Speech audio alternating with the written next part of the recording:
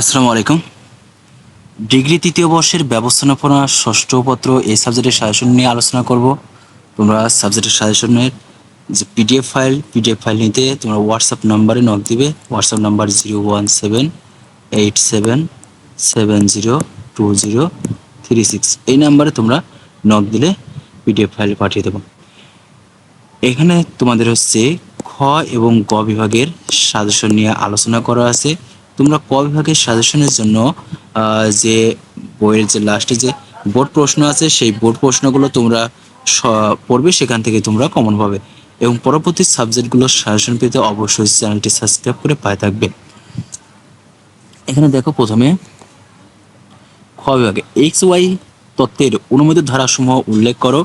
যেগুলো এরকম স্টার চিহ্ন দেওয়া আছে সেগুলো তোমরা বেশি করে পড়বে। স্টার চিহ্ন যেগুলো সেগুলো ইম্পর্টেন্ট বেশি। এরপরে দেখো 2 নম্বর, দলের বৈশিষ্ট্যাবলী আলোচনা করো। 3 নম্বর, নেতার ক্ষমতার উৎসসমূহ কে কে। 4 নম্বর, দলকে কিভাবে অধিকতর কার্যকর করা যায়, এটা ইম্পর্টেন্ট। 5 নম্বর, অভিজ্ঞার লক্ষ্য উদ্দেশ্যসমূহ বর্ণনা করো।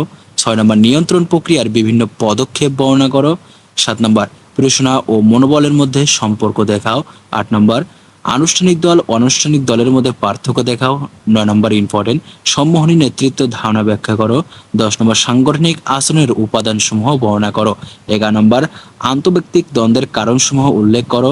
12 নম্বর, ব্যক্তিগত আচরণ ও দলগত আচরণের মধ্যে পার্থক্য করো। 13 নম্বর, কার্য সন্তুষ্টির পরিমাপের পদ্ধতিসমূহ লেখো। 14 নম্বর, ব্যবস্থাপনায় নিয়ন্ত্রণের গুরুত্ব আলোচনা করো। গ নম্বরে গ বিভাগে দেখো, এখানে আসছে তোমাদের 2টা করে কোশ্চেন থাকবে, ক এবং খ, এবং এই 2টার মার্ক নির্ধারণ করে দেয়া থাকবে। যেমন মনে করো হচ্ছে তোমার ক নম্বরে যদি 4 মার্ক থাকে তাহলে তোমার 10 মার্ক যেহেতু, তাহলে খ নম্বরে তোমার 6 মার্ক থাকবে। আবার দেখা যাচ্ছে যদি ক নম্বরে 2 মার্ক থাকে তাহলে খ নম্বরে 8 মার্ক, এভাবে তোমাদের 10 মার্ক এভাবে করে দেবে। এরপরে 2 নম্বরে সমান্তরাল যোগাযোগ কি, ঊর্ধ্বগামী যোগাযোগের গুরুত্ব ব্যাখ্যা করো। খ নম্বর, যোগাযোগের প্রতিবন্ধকতা সমূহ দূরীকরণের বা প্রতিবন্ধকতা সমূহ আলোচনা করো। 3 ক হচ্ছে সাংগঠনিক আচরণের ধারাবাহিক চ্যালেঞ্জ সমূহ আলোচনা করো। এবং খ নম্বরে বিভিন্ন প্রকার সাংগঠনিক আচরণ মডেল বর্ণনা করো। 4 নম্বর, নেতৃত্বের গুণাবলী বর্ণনা করো। নেতৃত্ব কি, নেতৃত্বের ধরন সমূহ ব্যাখ্যা করো। 5 নম্বর, নেতা জন্মগ্রহণ করে না, গড়ে ওঠেন ব্যাখ্যা করো। গণতান্ত্রিক ও স্বৈরতান্ত্রিক নেতৃত্বের মধ্যে পার্থক্য দেখাও। তারপরে 6 নম্বর, কার্য সন্তুষ্ট কি, কার্য সন্তুষ্ট পরিমাপের উপায় ব্যাখ্যা করো। খ নম্বরে আছে আদর্শ কার্য সন্তুষ্টির জরিপ প্রক্রিয়ার পূর্ব শর্তাবলী আলোচনা করো। 7 নম্বর, সামাজিক সিস্টেম কি, সাংগঠনিক সাংস্কৃতিক সীমাবদ্ধতা লিখো। খ নম্বর, সংগঠনের সংস্কৃতি কিভাবে গড়ে ওঠে বজায় থাকে। 8 নম্বরে, কৌশলগত নিয়ন্ত্রণ বিন্দু বলতে কি বোঝায়, আদর্শ নিয়ন্ত্রণ ব্যবস্থার বৈশিষ্ট্য উল্লেখ করো। 9 নম্বর, আনুষ্ঠানিক যোগাযোগ কি, এর সুবিধাসমূহ উল্লেখ করো। এবং খ নম্বরে, যোগাযোগ পদ্ধতির প্রকারভেদ আলোচনা করো। 10 নম্বরে, আদর্শ নিয়ন্ত্রণ ব্যবস্থার আবশ্যকীয় শর্তাবলী উল্লেখ করো। খ নম্বর, নিয়ন্ত্রণ কি, নিয়ন্ত্রণের কৌশলসমূহ বর্ণনা করো।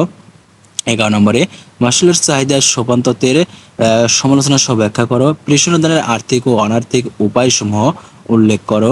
12 নম্বর, দল কিভাবে আদর্শ গড়ে ওঠে ব্যাখ্যা করো। দলীয় গতিশীলতা উপকারিতা বা গুরুত্ব আলোচনা করো। 13 নম্বর, আন্তঃদলীয় দ্বন্দ্বের কারণগুলো ব্যাখ্যা করো। খ নম্বর, দ্বন্দ্ব নিরসনের বিভিন্ন কৌশল আলোচনা করো। এগুলো পড়লে এখান থেকে অবশ্যই 100% কম পাবে। এবং পরবর্তী সাবজেক্টগুলোর সাজেশন পেতে অবশ্যই চ্যানেলটি সাবস্ক্রাইব করে পায়ে থাকবে। সবাই ভালো থেকো, আল্লাহ হাফেজ।